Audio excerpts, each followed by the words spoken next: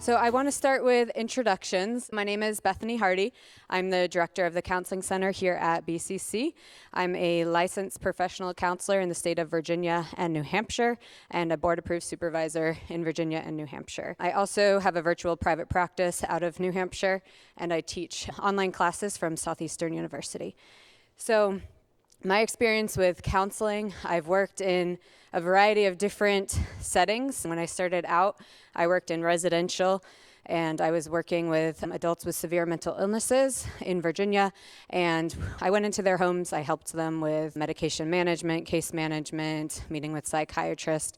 I did that for a little bit, and then I transitioned to an outpatient program where I worked with the same population, adults with severe mental illnesses, co-occurring disorders. I was the supervisor of a recovery academy. It was called Psychiatric Rehabilitation Services. I don't know if anyone's heard of it, but it's in Oakton. And I was the supervisor of that recovery academy for about 2 years before I moved out of state to New Hampshire. And now I am back here. When I was in New Hampshire, I did private practice for about 3 years, and then I moved back here last June, so about a year ago now. And when I accepted the job to help start the counseling center here at BCC. So I've worked with a variety of people, different stages of life. I work with kids, teenagers, adults. At the counseling center, we use cognitive behavioral therapy and dialectical behavioral therapy. And then I also am getting trained in EMDR, if anyone has heard of that. So I'll be doing that as of July as well. For a little personal, I have 2 toddlers, and my son is 3.5 and my daughter is 2. And then my husband and I moved here last summer. He's an accountant, and I guess that's pretty much it. I really like being outside and hiking and exercising. So for this whole series, Tatiana and I are going to be facilitating. Tatiana is my resident. She does counseling at the counseling center as well, and I will let her introduce herself. Thank you, Bethany. Yeah, so this may be a little bit repetitive if you were here last week. So I am a resident in counseling. I have been working under the supervision of Bethany since January. I have been working overall my counseling experience since 2019. I work with anyone over the age of 10. I have dealt with individuals and couples and families who have experienced difficulties maybe in transitions, maybe anxiety, depression, grief, anger, academic problems, interpersonal conflicts, among many others. And I am so thankful to be a part of this experience with you ladies. Thank you. All right, I'm going to try to remember to do this and talk. So hopefully I remember. Help me remember if I don't remember. All right, so the book that we're using, if you have not bought it, is Making Peace with Your Past by Tim Sledge. If you haven't bought it yet, it will be available from 12 to 12:30 in the Nook to purchase, or you can purchase it on Amazon. So a little disclaimer about Tim Sledge is, when he wrote this book in 1992, he was an active Christian and pastor. Since then, he has turned away from his faith in about 2018, 2019, and he's been pretty outspoken about being against Christianity now. So I want to put the disclaimer that I do not condone any of his current books past 2018. His earlier stuff when he wrote this is very solid, very biblically based, but his newer stuff is obviously something happened and he turned away from Christ. Again, I wouldn't recommend going out and buying his current stuff, but we have looked through this. I have done this group maybe 2 or 3 times before in the past, and all the material is very biblically sound. So we're going on the old Tim Sledge, not the new Tim Sledge. So I'm going to go over kind of what the goals of the series are. This is a 13-week series. For each week, we will be doing preparation for the next week, if that makes sense. This week is just the introduction, and then next week not preparation. Next week, you'll do self-esteem, and then we'll talk about that the following week. This week is just kind of an introduction to dysfunctional families, and then next week, you guys will all do the homework for between now and next Tuesday on self-esteem. And then next week, as a large group, we'll talk about self-esteem. Does that make sense? Okay. So obviously, we've all come here today with a similar or a common theme. This whole series is about dysfunctional families. And I don't know if anyone watched the video that I did with Michelle, just talking about what dysfunctional families is. And it looks so different for so many people. So it's a very broad topic that can capture different experiences that people had. But all of the experiences are very hard to talk about. And so I know that as we're going through this today, we're going through the goals, the concepts, as we're going through the series, there may be stuff that's triggering or difficult for you to talk about or think about. And my hope is that hearing from others, you guys might be able to move forward with your pain and just find some connections to realize that maybe something that happened to you was not as unique maybe as you thought, or as maybe you'll connect with somebody who had potentially a similar experience, or you can understand the experiences that we each went through. So the first goal is to identify and understand problems and feelings from childhood experiences. Children who grew up in dysfunctional families experience emotional pain. Because the pain is so intense, often the child shuts down certain emotions. So there may be emotions that you don't even know that you have because your body just automatically repress them or shut them down because as a child you couldn't handle those emotions. So the group is going to recognize these emotions, validate these emotions, and really get in touch with these emotions. So that probably sounds scary and difficult, and it probably will be, because these are emotions that you may have pushed aside for 20, 30, 40 years. So we're going to kind of work through the emotion side of it. Next, we're going to identify the ways that the past affects you in the present. So if you grew up in a dysfunctional family, you may be in denial about it. And this is a common trait, to deny any emotional family issues. If you were growing up with a dysfunctional family, you may have kind of had to pretend that everything was okay, or not talk about what was going on at home. When you went in public, that smile was put on your face, and so your body could still be in denial that that was even what your family was like. The next goal is to identify that other people have experienced similar problems and feelings. So this is why I love support groups. I've facilitated probably over 100 support groups as a counselor. I've done this one. I've never done one in this large of a setting. Most of the time I do support groups about 6 to 10 people, which is why I divided you all into tables. But usually, like I was saying with the dysfunctional families, usually people tend to keep the problems that happened at home quiet, and this kind of causes people to not know how to talk about their emotions with others or to identify the emotions, and sometimes they can feel isolated from each other or from other people. The next goal is to unlock buried feelings from the past and experience healing and forgiveness. This is obviously going to be difficult. Forgiveness is always such a hard thing to do, especially in the Christian community, because sometimes people don't know how to forgive in, a Christian way. And so we're going to work through that and work through the emotional pain, the feelings, the memories that occur from the traumatic events, and process through those and work through those.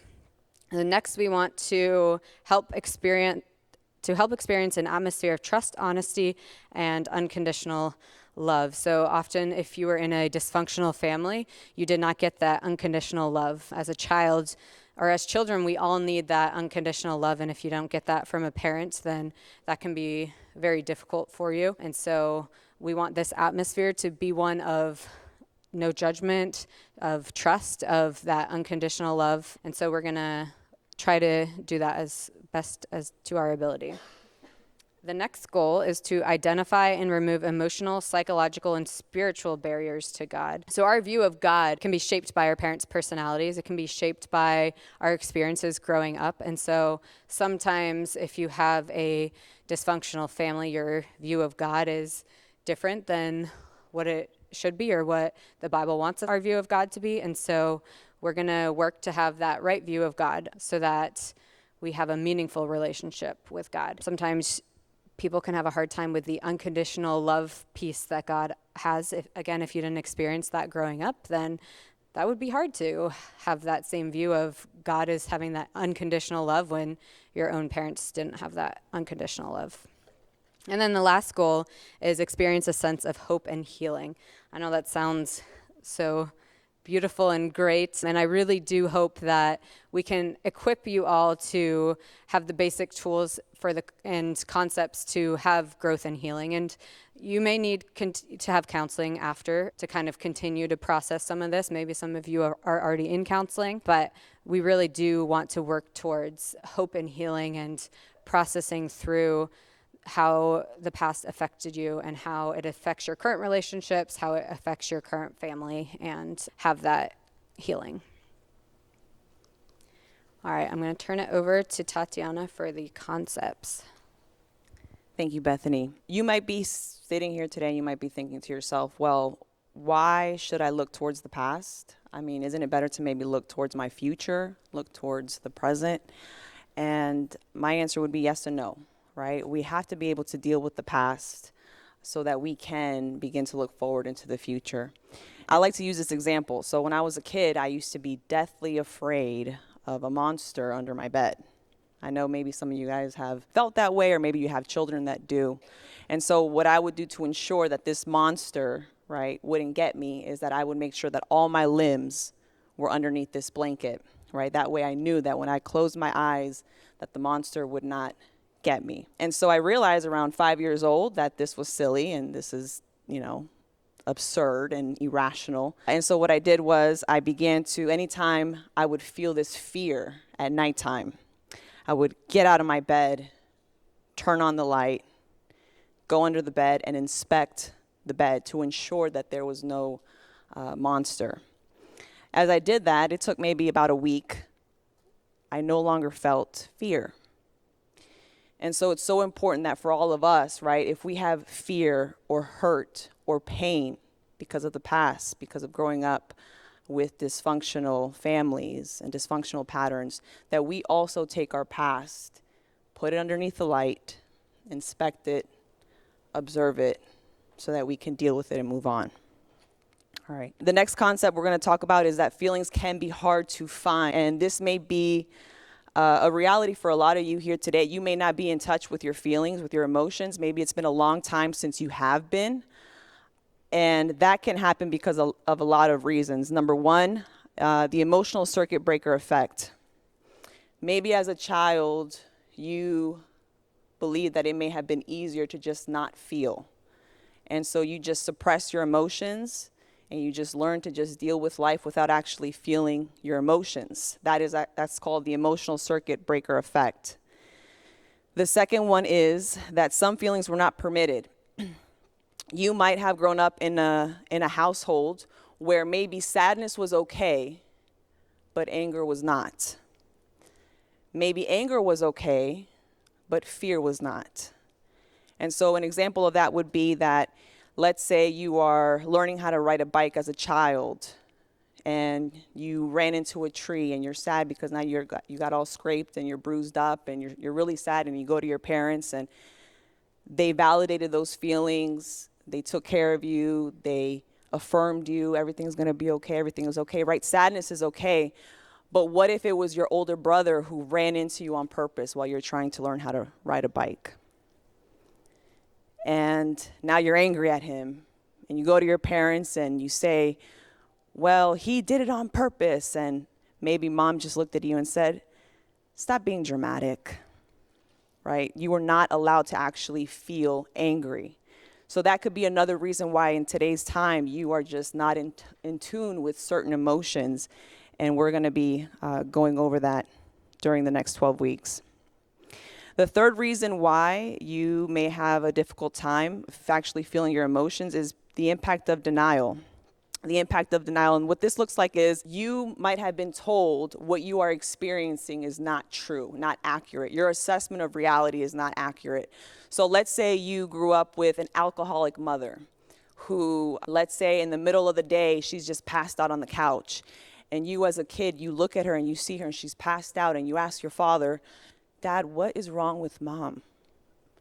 And he says, oh, nothing, sweetheart. She's just taking a nap, right? You as a child learned, well, my assessment of reality is not accurate because clearly Dad is saying that everything's okay and mom is just taking a nap and everything's okay. So I can't trust myself. I can't trust my reality. I can't trust my observations. Therefore, I can't trust my own emotions. The next reason why sometimes we do not identify our emotions properly is because a sense of impending doom. A common theme that I hear from dysfunctional families is that there was always something going on.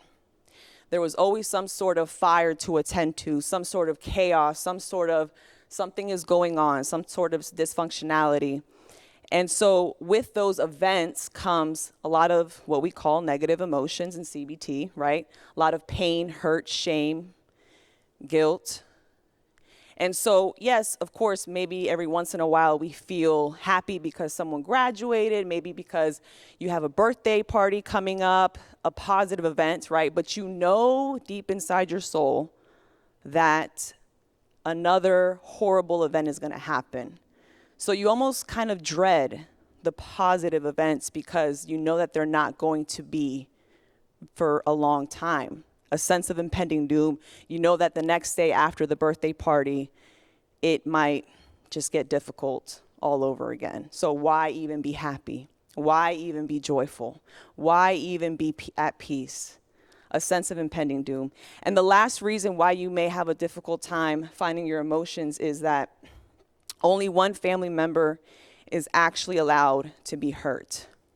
Consider this scenario, right? Let's say you are in high school and you just broke up with your boyfriend that you really loved. You come home as you struggle to figure out why you're feeling this way, the pain, the hurt that comes with it. You know, you go to your mom and your mom says, well, honey, that's great. Can we talk about that later? Because dad just got off of his alcoholic binge and is dealing with a lot of shame with that. How could you compete with the shame of your father? You can't, right? So he takes precedence over your emotions. And so these are some of the reasons that feelings can be hard to find within each and every single one of us today. Another concept that we'll discuss today is feedback. When we are in our small groups, we want to ensure that we are providing feedback after all the individuals have shared. We want to be able to stay away from dishonest, malicious, and socially correct feedback. We want to try to be authentic, congruent, and genuine when we are providing our feedback. And so let me give you an example of dishonest and maybe socially correct feedback. Let's say that you have a coffee date with a friend at Starbucks at 5 p.m. today, right? And so you get there at 4:55, you order your caramel macchiato, and you're sitting there waiting for your friend, and you're so excited that she's gonna come, and then she calls you and says, hey, I'm running a little bit behind. I should be there at 5:30. And you say to her, oh, no problem, friend, that's okay, take your time. You hang up the phone, you text your husband, and you say, I can't believe Bethany did this to me again. This is her third time this month, right? And we're just venting to our husbands through text, right? That would be considered dishonest, socially correct feedback. We want to make sure that we're congruent. So if we're not okay with our friend being late, well, we say something, right? We should. That should be the goal. The goal for the feedbacks in your small groups would be to have healthy feedback, and I provided some examples on the slide. So it would look like this. I see a lot of pain in your face. I felt a lot of fear as I heard you tell that story. What you shared took a lot of courage. What you said helped me get in touch with some pain about my childhood. Thank you for sharing. You are sitting in a slump position. Your body seems to be telling us that you are depressed. So all of these are examples, and if you would like, feel free to take a picture of the slideshow so that you have that for your reference, because if you have grown up with dysfunctional families in a dysfunctional household, maybe you are not familiar with what healthy feedback looks like.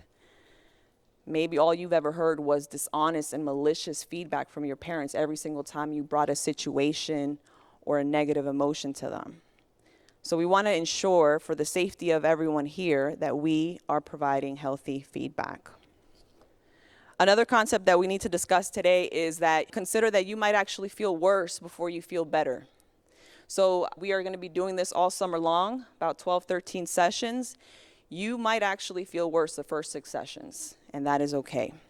If you have buried a lot of your emotions of the past, you haven't dealt with the darkness of your past, well, as you bring it to the light, as you inspect the monster under the bed, it is going to be very hard for some of you. Very, very hard. You might actually feel worse before you feel better, and that's okay. Like Bethany mentioned, we want to ensure that after the course of 12, 13 weeks, that you get yourself to a place where you do feel better. Another concept that we need to discuss is boundaries. If you grew up in a household with a lot of dysfunction, boundaries were very, very poor, maybe non-existent. And so you need to begin to consider that I need to repair my boundaries over the course of the next 13 weeks. I need to actually maybe establish some boundaries. And so let's say you grew up in a household with a lot of sexual abuse and physical abuse. You may not know what physical boundaries looks like. You may not know that you are allowed to say no if someone forces their body on you, right? And so different boundaries look different for different people, right? We have physical, sexual, we have emotional boundaries, we have time boundaries and spiritual boundaries. And so maybe reflect on that during your small groups discussions today. Another concept is affirmation can change the way people think. And so your past, if there's been a lot of chaos and dysfunction and heartbreak, right, you may have internalized a lot of the thought processes from your caregivers that were probably negative. Maybe they were cynical. Maybe they were pessimistic. And so it's almost like their voices become our voices internally. CBT experts say that we have 30,000 thoughts a day. I mean, we are constantly thinking all the time. And we have to begin to identify whose voice is this? Is this the voice of my mom? The voice of my dad? Right? So we have to be able to break out of those patterns when we get into a negative thought loop. Affirmations is one way to do it. Affirmations, and I provided some examples here for you. Affirmations are literally just positive statements that we can use. And as I read them out loud, I want you to actually look at maybe 1 or 2 of these that you can take with you, that you can carry for the next 12, 13 weeks. Through Jesus Christ, I am clean in God's sight. I release my fears to Jesus. I claim the joy of being God's child. And I just want to pause right there and say that for that third affirmation, when you claim the joy of being God's child, that does not mean that you are forgetting all the pain and hurt that came from being your mom and dad's child. That's not what I'm saying. You are allowed to feel different emotions for one specific event. I use this example all the time with my couples. I love my husband, but sometimes, if I'm honest, I'm quite angry with him, right? We are allowed to feel love and anger for one situation. We are allowed to feel pain because of the past, but also joy because we know that God's not done with us, right? You are allowed to feel a lot of emotions for one particular event. The next affirmation is, because God loves me, it is okay to be incomplete. I accept God's healing of the painful memories of my past. In Christ, it is okay for me to be myself. Because God has forgiven me, I can forgive others. And so if you have a difficult time maybe finding an affirmation for yourself, I would encourage you to go ahead and take a picture of this slide as well, so that you can carry these affirmations with you for the next 12 sessions. All right. And the last slide that I'll go over before I hand it back to Bethany is the dysfunctional family roles. There are 5 child roles in dysfunctional families, and we'll just briefly go over them. And as I go over them, you might say, no, this is me. This is definitely me. I am number 1 or number 2 or number 3, number 4, number 5. Just know that it could change based off of the course of your life. So maybe as a child, you started off as a scapegoat, but then as a teenager, you became the family hero. So depending on what was going on, what circumstances were going on in your upbringing, your roles can shift. So the first one is the chief enabler. On the outside, they typically appear self-righteous, super responsible, sarcastic, passive, physically sick, or like a martyr. This would be the child that maybe is always doing the dishes for mom, always ensuring that the younger siblings are doing what they're supposed to be doing, the martyr, right? But on the inside, they have anger and hurt, guilt, and low self-esteem. That's the chief enabler. The second one is the scapegoat. This is the black sheep of the family, the bad child, angry, hurt, struggling with rejection, shame, and sees themselves as the loser of the family, the scapegoat. The mascot, he or she is the class clown or the clown, funny, immature, but keeps people laughing. Someone who is afraid and hides their negative feelings with humor. He or she often feels inadequate, but he is so necessary because he is the comedic relief. So in the midst of all the trials and tribulations of what happens in the families who have a lot of dysfunction, he brings a lot of humor. So he's so necessary, the mascot. The fourth role is the family hero. This role, this person can do no wrong. They hide behind their achievements and their accolades. They might make the varsity team or cheerleading squad or whatever the case is. They're getting straight A's and B's and getting into the best schools. They're the person who is struggling with fear of failure and control issues. But they're also very necessary in the family role, in the family, because what happens is the parents, everyone else who's stuck in their dysfunction says, well, we're not that bad because this child didn't turn out to be as bad as the other ones, right? And the last one is the lost child, typically, not usually.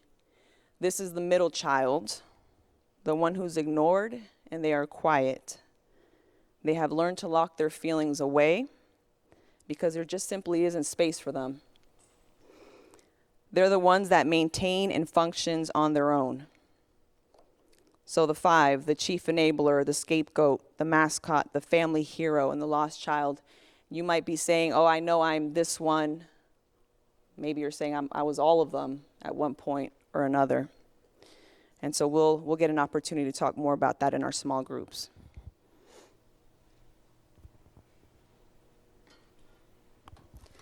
All right, thanks, Tatiana. So as she was going through those, I don't know how many of you were identifying with some of those dysfunctional family roles or thinking about your family and identifying those as family members. Oh, my sister was this. Oh, my brother. But again, we will have some time to talk about that in our small groups. All right. And if you run out of topics or you go through all these really fast, then the other one you could talk about is the dysfunctional family roles. Maybe if you're comfortable sharing what your role was, that would be an additional question if you guys are really fast getting through these.